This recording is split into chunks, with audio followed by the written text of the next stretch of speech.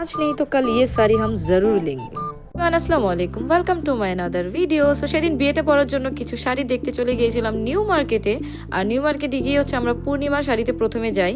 আর এখানে আমরা দেখতেছি অসংখ্য শাড়ির কালেকশন রয়েছে, বাট আমার আসলে যেই ধরনের শাড়ি মাথায় প্রথম থেকেই ছিল সেটা হচ্ছে অর্গেনজা অথবা জর্জেটের মধ্যে একটু হেভি ওয়ার্ক করা শাড়ি নিব।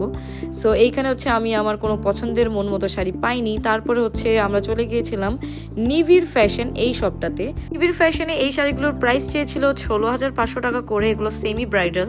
আর এই শাড়িগুলো আসলে আমার খুব বেশি ভালো লেগেছে, তো আমি আসলে তাদেরকে লাস্ট 9,000 বলে আসছি, বাট তারা আসলে আমাকে দেয় নাই।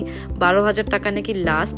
তারপর হচ্ছে আমি এই শাড়িটা দেখেছি, এই শাড়িটা আমার অনেক বেশি ভালো লাগছে। এটা তো ভাই আমি লাস্ট অনেক রিকোয়েস্ট করেছিলাম 9-10-এর মধ্যে দেওয়ার জন্য, বাট তারা বলেছে এটা 13,000 টাকা লাস্ট, এর বেশি এটা কমানো যাবে না।